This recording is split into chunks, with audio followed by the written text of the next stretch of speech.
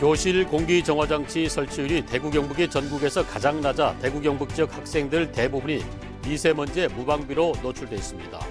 달서구 한 야산에서 나무가 사라지고 있습니다. 주민들은 인근에 대형 병원이 들어선 이후 개발을 염두에 두고 벌어지는 일이 아니냐는 의심을 하고 있습니다. 포항 지진 발생 후에 대응 과정과 개선점 등을 상세하게 기록한 지진백서가 발간됐습니다. 영주의 공공건축물들이 생활사회 간접자본 투자의 모범 사례로 꼽히면서 이낙연 국무총리가 현장을 찾았습니다. 여러분 안녕히 주무셨습니까? 3월 9일 금요일 아침 대구 MBC 뉴스투데이 시작합니다. 오늘 우리 지역은 대체로 맑은 하늘이 예상되는데요. 어제보다 먼지가 옅어지지만은 한때 공기가 탁하겠습니다.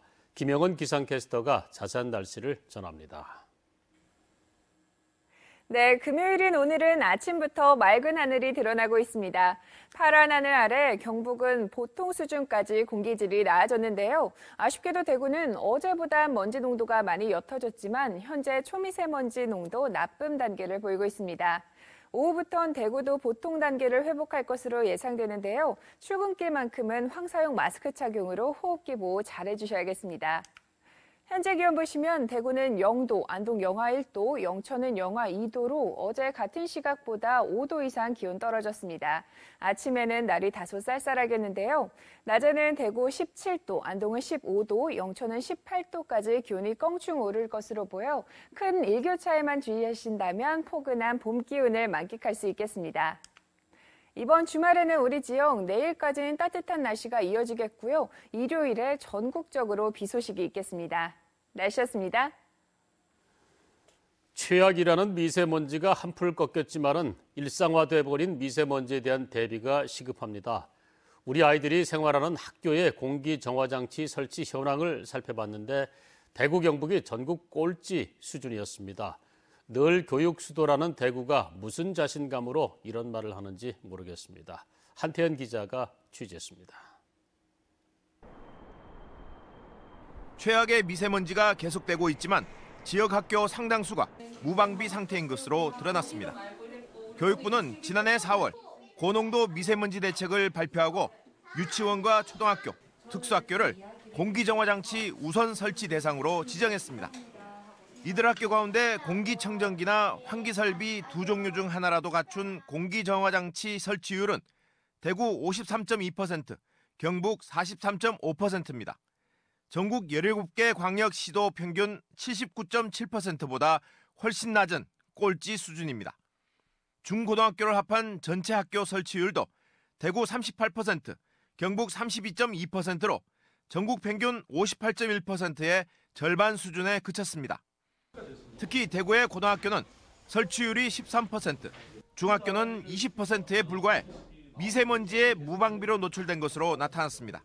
무상급식 같은 교육복지에 대해서는 대단히 낮은 집행력을 보이고 있는 대구시 교육청이 유독 아이들과 관련된 특히 건강과 관련된 이런 시설 설치에 미온적인 것은 건강권에 대한 정책 의지가 없다는 것을 보여줍니다. 대구시 교육청은 상반기 안으로 모든 학교에 공기청정기 보급을 완료하겠다고 밝혔습니다. 이게 급격하게 늘어나기 때문에 이게 공기정화기나 청정기나 순환기의 성능이 엄청나게 비약적으로 발전할 거라 생각하고요. 이 순환기 같은 거 하면 10년 아닙니까? 전국에서 가장 늦은 무상급식 도입에 이어 최악의 미세먼지에 대처하는 공기정화장치 도입 역시 꼴찌 수준에 머물면서 교육복지에 유난히 취약하다는 지적을 받고 있습니다. MBC 뉴스 한태현입니다. 대구 달서구 야산에서 수상쩍은 일들이 벌어지고 있습니다. 옆에 대형 병원이 들어선 이후에 이런저런 이유로 나무가 사라지고 있는데요. 개발을 염두에 둔 일이 아니겠냐고 주민들은 의심하고 있습니다. 윤영균 기자가 집중 취재했습니다. 저는 대구시 달서구에 있는 한 야산에 나와 있습니다. 이곳에는 대구시와 달서구가 보호수로 지정했던 심은 지 300년이 넘는 소나무가 한 그루 있었는데요. 지난해 9월 재선충에 감염됐다는 이유로 베어졌습니다. 마을의 안녕을 기원하며 제사를 지내오던 당산나무가 갑자기 없어지자 주민들은 반발하고 있습니다. 이 당산나무에 제선충이 감염된 것이 확인된 시점은 지난해 8월 28일. 대구 달서구청은 이틀 뒤 보호수 지정 해제 고시를 냈고 그로부터 나흘 뒤 나무를 뱄습니다. 20일간 고시를 해야 하지만 고작 나흘 뒤 비까지 오는 날 나무가 잘려나간 겁니다. 주민들은 이렇게 성급하게 당산나무를 잘라낸 적은 없다며 무슨 꿍꿍이 속이 있을 것이라며 수군대고 있습니다. 여러 지자체에서 보호수 제거에 대한 제선충에 대한 선례를 찾아봤으나 이러한 선례는 없던 것 같습니다. 주민들의 의견을 먼저 수렴하고 주민들의 마음을 어루만지는 이런 절차가 있었어야 함에도 불구하고 이상한 점은 또 있습니다. 대구 달서구청은 지난 2016년 이 보호수 주변 땅 주인들에게 도라지 재배를 하라며 벌목 허가를 내줬습니다. 1,100여 그루, 전체 면적의 37% 정도를 벨 수 있게 해준 겁니다. 취재진이 드론을 띄워 촬영해봤더니 37%를 훨씬 넘는 절반이 넘게 잘린 것으로 보이고 특히 제선충으로 없앤 보호수 주변의 공간이 도드라져 보입니다. 표준지에서 뜹니다. 표준지에서 떠가지고 요리하는데 그 숫자가 조금 더 나왔습니다. 그 편차들이 있거든요. 오차범위 아니라는 말씀이세요? 그렇죠. 예. 주민 한 명은 지난해 10월 잘려나간 보호수 주변 소나무 숲에서 제초제병 하나를 발견했습니다. 소나무 뿌리 부분의 땅에 넓고 깊은 구멍도 나 있었습니다. 이 제초제는 잡초나 떨기나무를 제거하기 위해 사용됩니다. 최근 제주도에서는 농업회사 법인 대표가 소나무 600여 그루를 제거하기 위해 제초제를 사용하다가 구속됐는데 그때 사용된 제초제와 같은 종류입니다. 소나무 곳곳에는 페인트가 묻은 듯한 흔적도 발견됩니다. 사람이 아프면 구토를 하거나 설사를 하거나 어떤 이제 그렇게 되듯이 나무도 어떤 유해 물질이 유입이 되게 되면 그 수액을 뿜어낸다든지 또 고사를 한다든지 이런 그 과정 속에서 아마 그런 양태들이 표현되는 거 아닌가라는. 제선충에 감염돼 잘려나간 300년 된 보호수가 있던 곳도 제초제병이 발견된 소나무 숲도 같은 사람의 땅입니다. 제초제병을 발견한 주민은 실제 사용된 제초제는 더 많을 것이라며 조만간 수사기관에 고발할 방침입니다. 이 야산은 다음 달 문을 여는 계명대 동산병원 바로 옆 아파트 단지 바로 뒤에 있어 주민들은 개발을 염두에 둔 행위가 아니냐며 의혹을 제기하고 있습니다. MBC 뉴스 윤용균입니다. 은퇴 뒤에 사회활동에 적극적으로 나서는 5, 60대 액티브 시니어가 소비의 한 축을 이루며 유통업계 주요 고객으로 떠올랐다고 하는데요. 유통업계는 액티브 시니어를 잡기 위해서 매장을 재편하는 등 안간힘을 쓰고 있습니다. 양관희 기자의 보도입니다. 백화점 한 층에 50대 이상을 위한 시니어 편집 매장이 차려졌습니다. 시니어를 위한 안마의자와 보청기, 보행 보조기 등을 파는 매장이 들어서 있습니다. 한쪽엔 한방 카페도 있어 친근감을 높였습니다. 이 백화점은 구두 매장을 모아놓은 곳에는 건강에 좋고 편한 컴포트화를 집중적으로 구성했습니다. 일본이라든지 이런 해외 벤치마킹을 통해서 많은 어떤 시장 조사를 거쳤습니다. 그 가처분 소득의 어떤 수준이 높은 그런 액티브한 어떤 시니어들이 하나의 사회 소비층으로서 독립적인 소비 수준을 가져갈 수 있다고 생각했기 때문에 백화점 등 유통업체는 패션과 건강에 관심이 많은 이른바 액티브 시니어를 잡기 위해 노력하고 있습니다. 이미 대구에서는 5, 60대가 70만 명에 가까워 전체 인구의 30%를 차지합니다. 이런 흐름에 한 백화점의 전체 고객 중 50대 고객 비중은 최근 5년 동안 8%포인트 늘었고 50대 고객의 매출 비율도 6%포인트 증가했습니다. 백화점 등은 시니어가 자연스레 매장을 찾도록 문화 강좌를 다양하게 늘리고 있습니다. 문화 강좌를 이렇게 백화점에서 한다는 거 같이 하니까 우선 좋은 것 같고요. 함께 하면서 여럿이 같이 즐길 수 있고 운동도 되고 그러니까 다양하게 좋은 것 같아요. 또 때로는 필요하면 쇼핑도 좀 하고요. 한국 시니어 시장은 2020년엔 72조 8천억 원 규모로 커진다는 전망이 나옵니다. 백화점을 비롯한 전통 유통업체들의 시니어 마케팅 전략이 통할지 주목됩니다. MBC 뉴스 양관입니다. 포항 지진 발생 후에 대응 과정과 개선점 등을 상세하게 기록한 지진백서가 발간됐습니다. 앞으로 다른 곳에서 지진이 발생하더라도 가이드라인으로 삼을 수 있도록 하기 위해서인데요. 이규설 기자가 취재했습니다.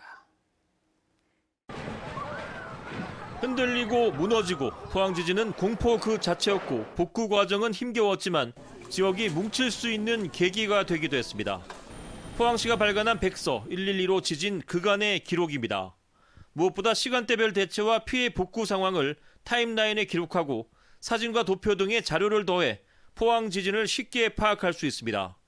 지진 대응 과정과 개선점을 상세히 기록해 추가 지진 발생 시 가이드라인으로 삼을 수 있도록 정리했습니다. 지진이 일어나고 난 뒤에 그 복구 수습까지 모든 상황을 적나라하게 표현했지만은 그게 또 잘못된 저희들이 대처하지 못한 부분도 적나라하게 표현되어 있기 때문에 그런 부분이 참고가 될 것 같습니다. 백서는 지열발전소와 CO2 저장소, 땅 밀림 현상과 액상화 현상, 수능 시험의 연기를 지진의 주요 이슈로 꼽아 상세히 설명하고 있고 필로티 건축물 규제를 포함한 내진율 향상과 신속 정확한 대국민 지진 정보 제공, 지진 대응 역량 강화, 이재민 복구 지원 체제 개선을 앞으로 해결해야 할 과제로 선정했습니다. 지진보다 무서운 게 지진 트라우마인데요. 이런 부분에 있어서 정부나 포항시가 좀 더 심도 있게 관심을 기울여 주시길 부탁드립니다. 행안부에서 지난해 먼저 지진 백서를 발간했지만 포항시는 피해 현장의 상황을 더 상세하게 기록해 알려야 한다고 판단해 별도로 백서를 제작했습니다. 백서는 이북 형태로도 제작해 시 홈페이지에 게시할 예정입니다. 포항시는 지열발전소와 지진과의 연관성에 관한 최종 연구 결과가 나오면 부록 형태로 이번 지진 백서에 내용을 추가할 계획입니다. MBC 뉴스 이규설입니다.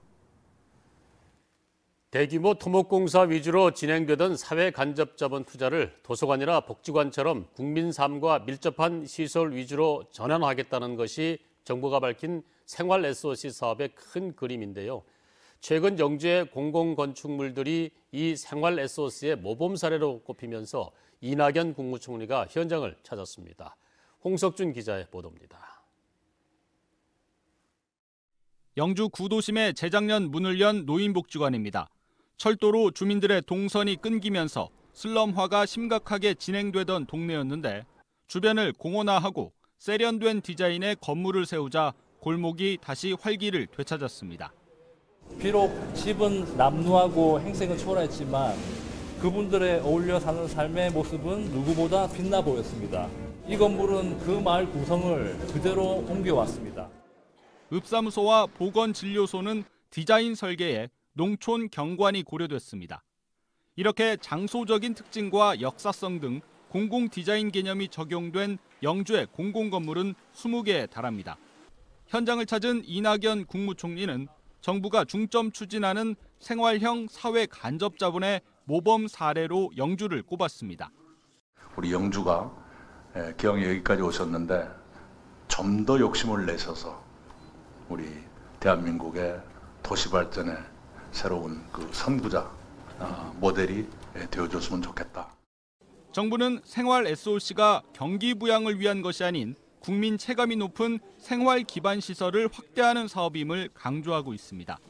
토목보다는 건축에 방점이 찍히면서 공공건물의 발주, 설계, 디자인을 통합 관리하는 영주의 공공건축 제도가 다른 지역에도 필요하다는 판단입니다. 이미 전국 80여 개 지자체와 단체가 영주를 찾아 10년 차를 맞은 공공건축제도의 운영 방식을 꼼꼼하게 배워갔습니다. 시장님이 한 바뀌시고 현재 계속 이어서 좋은 정책이니까 이어서 해야 된다. 지속성이 있어야 된다. 이런 거를 주로 우리 전국 지자체에 오시는 분들한테 말씀드리고 있습니다. 영주시는 이 같은 성과를 바탕으로 올해부터 본격화되는 도시재생 뉴딜과 생활 SOC 공모 사업에도 적극 지원할 계획입니다. MBC 뉴스 홍석준입니다. 100명의 사상자를 낸 대구 도심 사우나 화재와 관련해서 경찰이 목욕탕과 건물 관리 책임자 3명에 대해서 업무상 과실치사상 등의 혐의로 구속영장을 신청했습니다. 이들은 다중이용시설인 목욕탕 등에서 화재가 발생하지 않도록 주의를 다하지 않은 혐의를 받고 있습니다. 화재수사본부는 다음 주 수사 결과를 발표할 예정입니다. 국회 윤리특별위원회는 20대 국회 들어서 제출된 징계안 18건을 일괄 상정했습니다. 징계안에는 미국 출장 중 스트릿바 출입 의혹을 받고 있는 최교일 의원과 5.18 폄훼 논란을 일으킨 자유한국당 의원 등의 징계안이 포함되어 있습니다. 윤리위는 징계안을 외부 인사들이 포함된 윤리자문심사위원회로 넘길 방침이며 자문위가 최장 2개월 이내에 징계 수위를 정하면 윤리위가 회의를 거쳐 최종 확정합니다.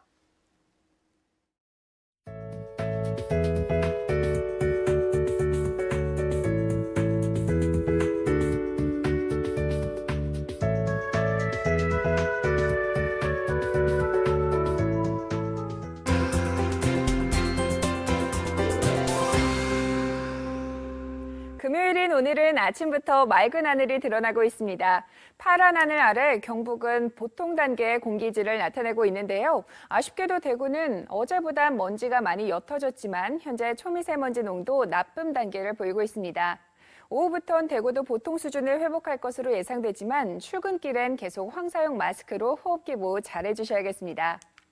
현재 기온 보시면 대구는 0도, 안동 영하 1도, 영천은 영하 2도로 어제 같은 시각보다 5도 이상 기온이 떨어졌습니다. 아침에는 날이 다소 쌀쌀하겠는데요. 다행히 낮에는 대구 17도, 안동은 15도, 영천은 18도까지 기온이 껑충 오르겠습니다. 크게 벌어지는 일교차만 주의하신다면 완연한 봄 기운을 만끽할 수 있겠습니다. 위성 영상 보시면 오늘은 서해상에서 동진하는 고기압의 영향을 받으면서 전국이 종일 맑은 하늘 보이겠습니다. 자세한 지역 변화입니다. 대구의 아침 기온 0도, 청도 영하 3도로 출발합니다. 낮 기온은 대구 17도, 청도도 17도로 일교차가 크겠습니다. 문경의 시각 기온 영하 1도, 김천 영하 5도로 출근길 쌀쌀하고요. 낮 최고 기온은 문경 15도, 김천 16도까지 오르겠습니다. 안동의 현재 기온 영하 1도, 예천 영하 3도로 어제보다 기온이 낮습니다. 낮에는 안동과 예천 모두 15도로 점점 평년 기온을 웃돌겠습니다. 경주의 아침 기온 영하 1도, 낮 기온 18도 예상되고요. 바다의 물결은 최고 2.5m로 일겠습니다. 이번 주말에는 우리 지역 내일까지는 따뜻한 날씨가 이어지겠고요. 일요일에는 전국적으로 비 소식이 있겠습니다. 날씨였습니다.